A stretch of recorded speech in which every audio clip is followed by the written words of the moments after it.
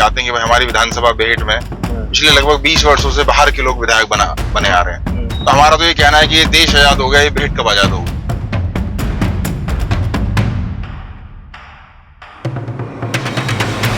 तो जब मुझे रोज थाने तहसील लड़ने हैं, जब रोज मुझे कप्तान और डीएम के यहाँ जाना है, तो अगर विधायक के रूप में जाऊंगा तो शायद मैं अपने लोगों की सेवा अच्छे से कर पाऊंगा।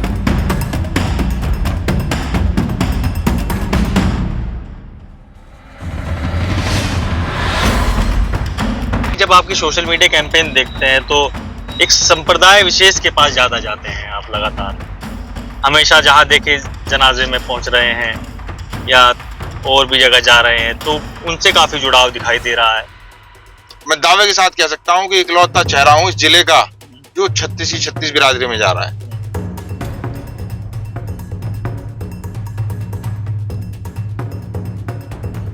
मिलनी चाहिए। तो यहाँ भी स्थानीय बनाम बाहरी सिस्टम चलेगा? बिल्कुल चलेगा, क्यों नहीं चलेगा। अब आप वहां से भी कोई ना कोई कैंडिडेट आ सकता है बेहट में 27 में चुनाव लड़ने के लिए। अभय राणा का नाम आ रहा है।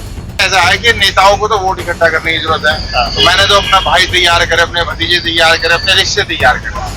मैंने तो रिश्ते बनाए हैं लोगों से। जो पोस्टर आपके हमने देखे हैं उसमें कोई पार्टी गाइडलाइन का कोई जिक्र नहीं है, सिर्फ और सिर्फ रोहित राणा है और ना कोई सपा है, ना कोई लाल रंग है, ना टोपी है, कुछ खत्म। मैं मौजूद हूँ इस समय बेहट में। सोचा पूछा जाना कि लोकल लीडर क्या कर रहे हैं, क्या राजनीति उनकी चल रही है, उनको पूछा जाए, पकड़ा जाए। तो इस वक्त मैं रोहित राणा के पास मौजूद हूँ। रोहित राणा यहाँ से निकल रहे थे तो फोन करके पता किया कि है कहाँ, साथ में आए, पहुंचे। रोहित राणा जी यहाँ पर पहुंचे हैं। रोहित राणा जी का स्वागत करूंगा। स्वागत है रोहित जी, कैसे हैं आप? आपको मैं एकदम बढ़िया। आप बताइए, आप ठीक है? बहुत अच्छे हैं।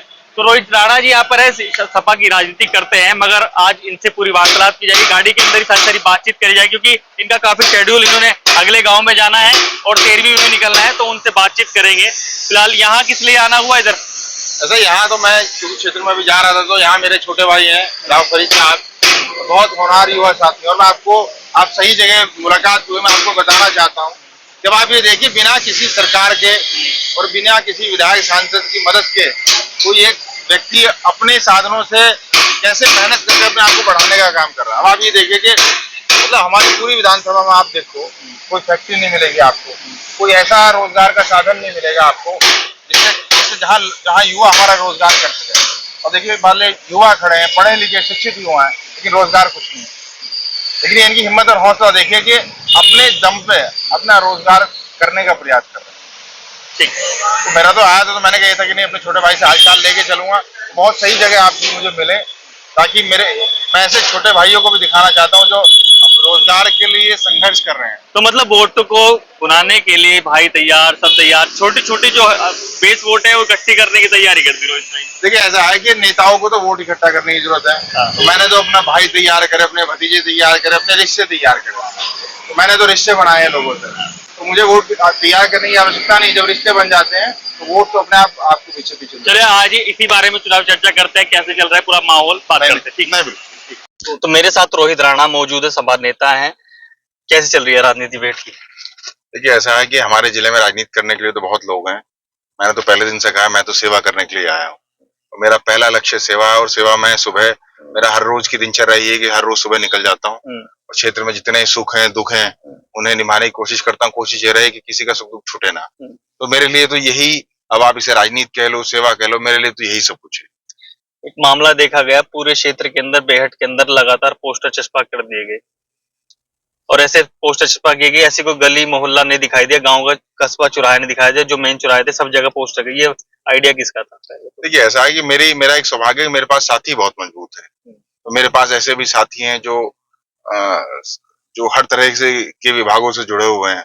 उनमें जो मेरे साथी इस तरह का काम करते हैं, चाहे फ्लेक्स, जिनकी अपनी अपनी शॉप्स हैं, तो ये भी उन्हीं लोगों का आइडिया था, उन्हीं लोगों की ये सोच थी कि भैया, क्योंकि हमारा पहला नारा यही था, क्योंकि हम ये चाहते हैं कि भाई हमारी विधानसभा बेहट में पिछले लगभग 20 वर्षों से बाहर के लोग विधायक बने आ रहे हैं। तो हमारा तो ये कहना है कि ये देश आजाद हो गया, ये बेहट कब आजाद होगी। तो इसलिए हमारे जो नारा है, हमारा पहला नारा यही था कि भाई बेहट का लाल रखिएगा सबका ख्याल।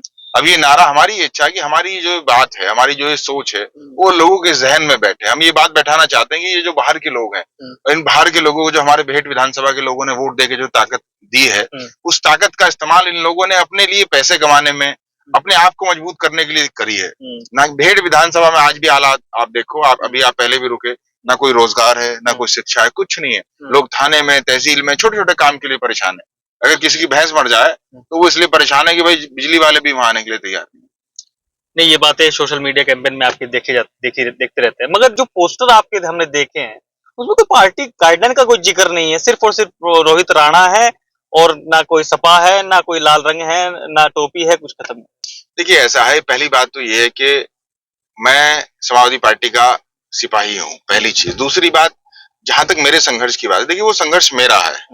मान लिया मेरा ये संघर्ष है कि मैं अपने विधानसभा क्षेत्र में संघर्ष करके अपने लोगों के जीवन में बदलाव लाना चाहता हूँ। तो वो जितने भी आपने पोस्टर देखे हैं, जो भी कुछ देखा है, तो वो मेरा संघर्ष है। उस संघर्ष में मान लिया मैं पार्टी को बीच में ले आऊं और पार्टी की हो सकता है कोई इस चीज में कोई और भिन्नता रखते हैं वो, लेकिन मेरा ये पहले से दिन से विजन ये क्लियर है कि भाई मुझे विधानसभा भेंट में लोगों की जो हालात खराब है उन हालात को बदलना है। जो लोग थाने के लिए, तहसील के लिए आज परेशान है, तो उन्हें एक ऐसा एक मुकाम देना है कि जहां आदमी आए और वो फट से अपना काम करा के ले जाए। ठीक, तो एक सवाल और भी पैदा हो रहे हैं बेहट के अंदर कि चलो माना आप राजनीति कर रहे हैं, क्षेत्रीय विधायक आप ही की पार्टी से हैं, कमियां भी आप ही बता रहे हैं, क्या पार्टी के हित में वो आपकी सुनी नहीं जाती, या आप विधायक जी को कह नहीं पाते भाई ये काम, ये समस्याएं यहाँ पर हो रही हैं, उसका विरोध भी सामने आता है। देखिए ऐसा है कि समाजवादी पार्टी की जब नींव रखी गई तो नींव का कारण क्या था? नींव ये था कि हर गरीब मजलूम जिसकी कोई आवाज न बन पाए, उसकी आवाज बनाने के लिए आदरणीय नेताजी ने समाजवादी पार्टी का गठन करा। और जिस दिन से मैं राजनीति में आया हूँ और आपने मेरे पहले दिन देखी है कि जिस आदमी की, जिस व्यक्ति की किसी ने आवाज ना उठाई हो, जिस व्यक्ति की किसी ने मदद ना करी हो, उसकी मदद रोहित सिंह राणा ने करी। तो मैं तो वो कर रहा हूँ जो मेरी विचारधारा है। अब इस विचारधारा को पूरा करने में जो बीच में रोड़ा बन रहा है, जो स्पीड ब्रेकर बन रहे हैं, तो चाहे वो कोई भी, चाहे वो मेरे दल के हों या किसी भी दल के हों, जो बीच में लोगों के जनहित के काम को रोकेगा, जो लोगों के बीच में रह के लोगों का काम नहीं करेगा, तो जो उसमें रोड़ा आएगा मैं अब आप उसे विरोध कह लो या ये कह लो कि जनहित का काम करने के बीच में जो बीच में आएगा मैं उसके खिलाफ बोलूंगा। रोड़ा सीधे सीधे जो आप कह सकते उखाड़ना है, जो आप, अब ऐसा वो तो जनता का काम है उखाड़ना। तो मेरा हमेशा मानना ये है कि अब जब आप जनहित में जनता की सेवा करोगे तो जनता लोकतंत्र में भगवान है, तो जिसे चाहे बना दे, जिसे चाहे उखाड़ दे। एक टाइट सवाल पूछूंगा रोहित सर, यहाँ विधायकी की बात आ गई, 2027 है, मिशन 2027 मान लेते हैं और मानना पड़ेगा क्योंकि चुनाव लड़ रहे हैं, लड़ेंगे या लड़ना है? ऐसा है जी, मैंने पहले दिन कहा कि मेरा पहला लक्ष्य लोगों के दिलों को जीतना है। मेरा पहला लक्ष्य लोगों की खिदमत करना है। मेरा पहला लक्ष्य जो बेहट विधानसभा, आज अगर किसी को राशन कार्ड चाहिए, किसी को थाने का काम हो, किसी को तहसील का काम हो, किसी की भैंस मर गई, छोटे छोटे काम के लिए लोग परेशान है। मेरा पहला लक्ष्य है उन लोगों को उस समस्या से निजात दिलाना, उस समस्या का समाधान कराना। और मेरा मानना ये कि जब आप लोगों की सेवा करोगे, आप लोगों का काम करोगे, तो आप, सवाल ये नहीं कि मेरी इच्छा है चुनाव लड़ना, सवाल ये है कि लोग ये चाहें कि नहीं रोहित राणा चुनाव लड़े, तब मजा है। अच्छा, दूसरी बात ये भी है कि आप चुनाव लड़ना तो है और ये बातें समझ में आ रही हैं, चुनाव लड़ेंगे, पक्की बात है। अब यहाँ सवाल ये होता है कि क्या पार्टी हित में चुनाव लड़ने जा रहे हैं, या फिर ये क्या कि भाई चुनाव मुझे लड़ना ही है, कुछ भी हो जाए मैं चुनाव लड़के रहूंगा। देखिए ऐसा है, दो चीज है। मैंने आपसे कहा जहां तक हित की बात है, हित तो भेंट वालों का है। भेंट विधानसभा के रहने वाले लोगों के लिए जहां हित के लिए मुझे लड़ना पड़ेगा मैं लड़ूंगा, पहली बात। दूसरी बात कि मेरा पहले दिन से ये लक्ष्य रहा है कि मेरे हर रोज की जो दिनचर्या रहती है, मैं हर रोज 15 से 20 गांव में जाता हूँ, किसी जिसका छोटे छोटे काम, जिन्हें जो नेताओं की नजर में कहने लगे सब छोटा काम है, किसी की भैंस मर गई, हमारे यहाँ आप ये देखो कि भैंस के मरने में कोई जाने को तैयार नहीं है। लेकिन मैं तो, अब आप मेरी कल की आप घटना देख लो नौगांव की, मैं तो उसकी जो भैंस मरी तो वहां गया, मैंने बिजली के अधिकारी से कहा कि ऐसा है कि भाई ये तुम्हारी गलती की वजह से इसकी मौत हुई, तो इसकी मदद करो। आप 5,000 10,000 से उसकी मदद करोगे तो क्या पता वो बेचारा कि वो उसके लिए 10,000 कितना बड़ा अमाउंट। तो मेरा पहला लक्ष्य लोगों की मदद करना है। और जब मेरा पहला लक्ष्य लोगों की मदद करना है, तो उसके बाद जितनी, अब राजनीति उसके लिए एक माध्यम है, क्योंकि मान ले हर रोज जब मैं थाने तहसील लड़ रहा हूँ, अब आप 7 में से 5 दिन मैं पुलिस लाइन जाता हूँ, कभी कप्तान साहब के यहाँ, डीएम साहब के यहाँ। लेकिन एक चीज मैंने ये देख ली कि राजनीति में आपको जब तक आपके पास पद ना हो तब तक आप लोगों की सेवा अच्छे से नहीं कर सकते। तो जब मुझे रोज थाने तहसील लड़ने हैं, जब रोज मुझे कप्तान और डीएम के यहाँ जाना है, तो अगर विधायक के रूप में जाऊंगा तो शायद मैं अपने लोगों की सेवा अच्छे से कर पाऊंगा।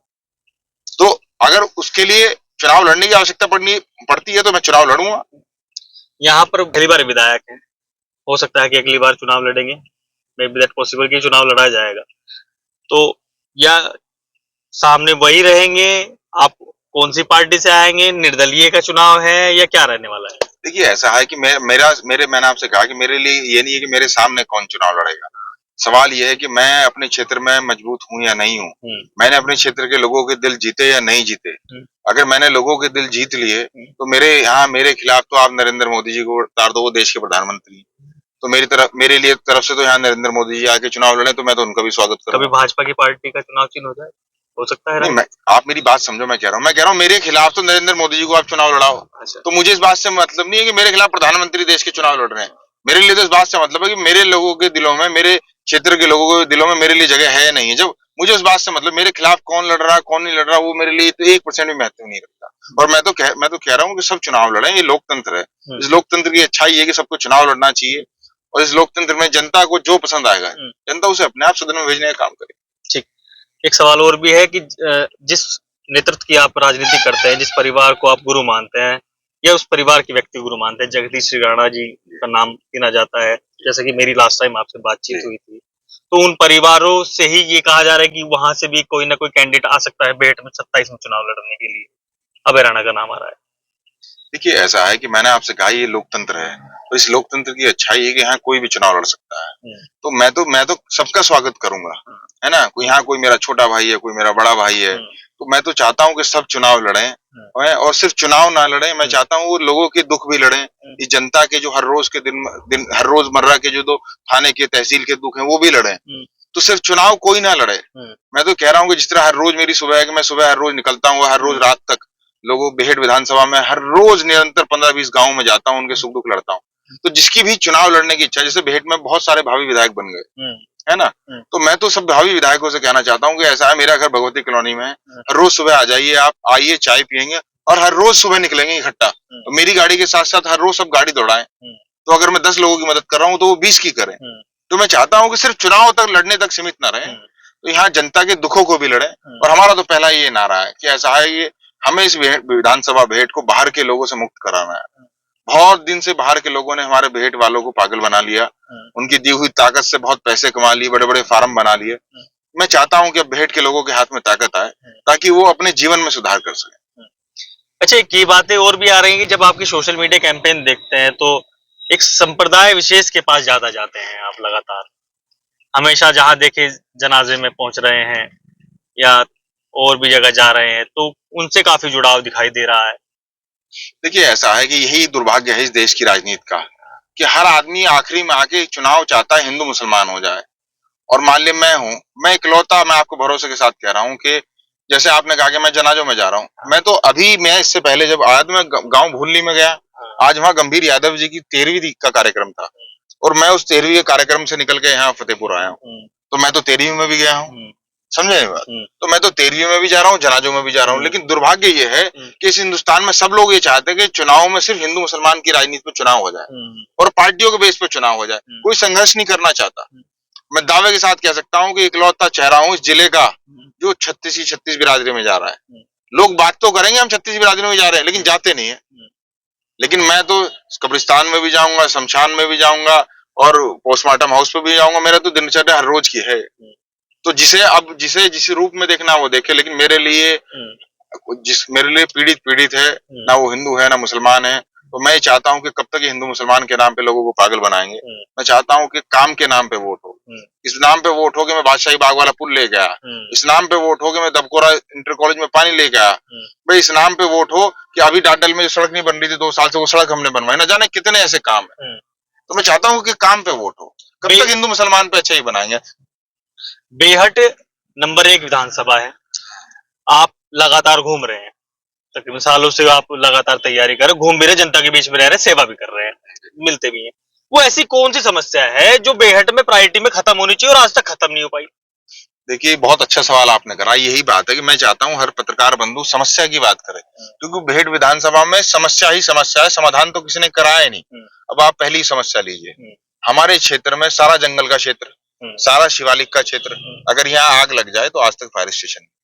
कमाल की बात देखिए, अभी हमारे यहाँ रहना में एक आग लगी थी, तो वहां जब गांव से मुझे फोन आया वहाँ दलित बस्ती में आग लगी थी। तो गांव से जब मुझे फोन आया, कहने लगे आग लगी साहब क्या करें, तो मैंने खुद सहारनपुर से अपनी गाड़ी स्टार्ट करी। मैं थाना मिर्जापुर में गया। मिर्जापुर में एक फायर ब्रिगेड की हमारी गाड़ी खड़ी थी, उसे अपने साथ स्टार्ट करा और फिर मिर्जापुर से सीधा मैं रहना ले गया। तो कमाल की बात देखिए, जो पूरा जंगल का एरिया है, उस जंगल के एरिया में एक फायर स्टेशन नहीं है। पहली बात, क्यों 70 साल में आज तक फायर स्टेशन नहीं बना?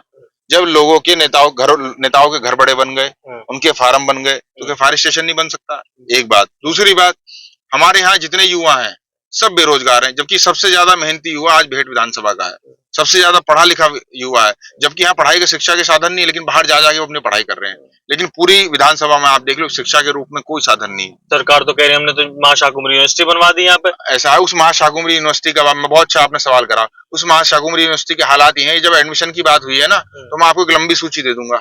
बच्चे दर ठोकरे खा रहे हैं, उसमें एडमिशन नहीं मिला, पहली बात। दूसरी बात, जब उस यूनिवर्सिटी में जमीन देने वाले यहाँ के लोगों ने जमीन दी, लेकिन अब आप देखोगे वहां नौकरी किसे मिली है?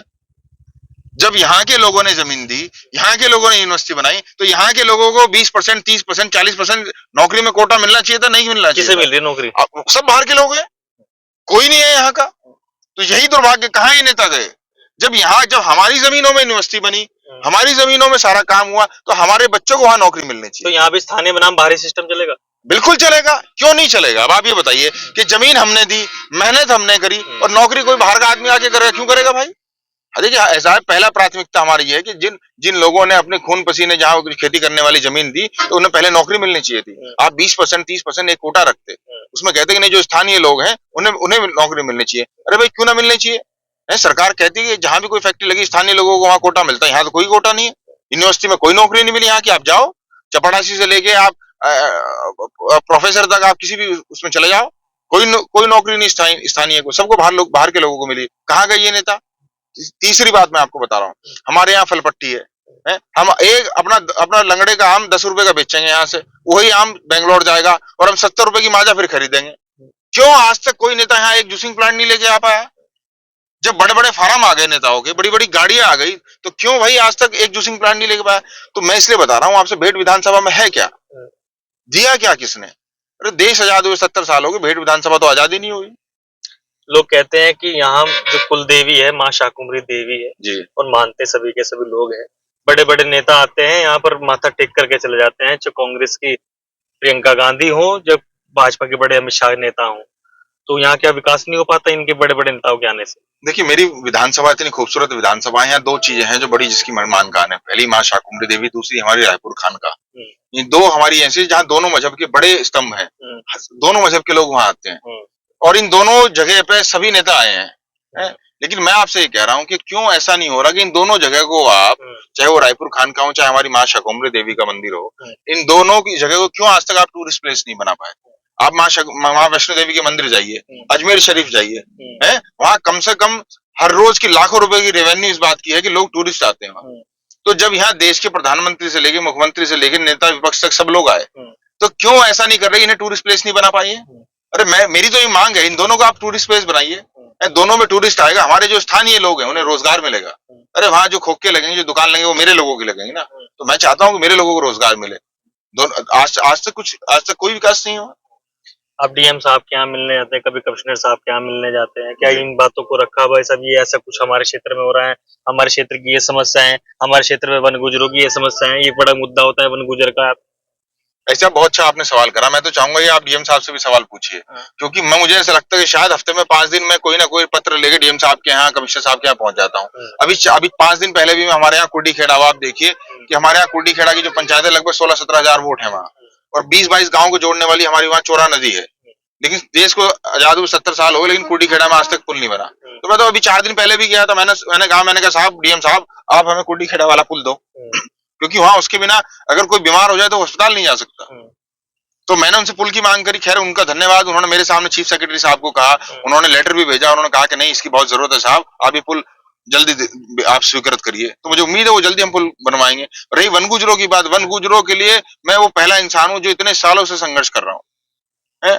जब उनके यहाँ गोली चल के कोई मर जाए, आप पूछो, जब हमारा बच्चा अभी एक आदमी हमारा हमने खो दिया, तब मैं गया, मैंने जबरदस्ती मुकदमा लिखवाया, मैंने मदद करी। मैं आज भी मांग कर रहा हूँ। फायरिंग रेंज वाला मामला बता रहे हैं ना? फायरिंग रेंज वाला मामला बता रहा हूँ आपको। दूसरा मैं आपको बता रहा हूँ कि मेरे यहाँ मैंने इतनी बार कहा है कि भाई हमारे यहाँ चलो सरकार कुछ नहीं दे रही, अरे सरकार नहीं दे रही, मेरे यहाँ विधायक सांसद तो हैं, अरे भाई 5-5 करोड़ की निधि है, अरे भाई आप अपनी निधि से उन्हें, या तो उनके यहाँ सबसे बड़ी दिक्कत है रोशनी की, आप सोलर लाइट दो, है उनके यहाँ सबसे बड़ी दूसरी दिक्कत है पानी की, अरे पानी तो शबाब का काम है, आप उनके यहाँ पानी के नलके क्यों नहीं लगा सकते? क्या आप निधि से आप पानी का इंतजाम कराओ वहां?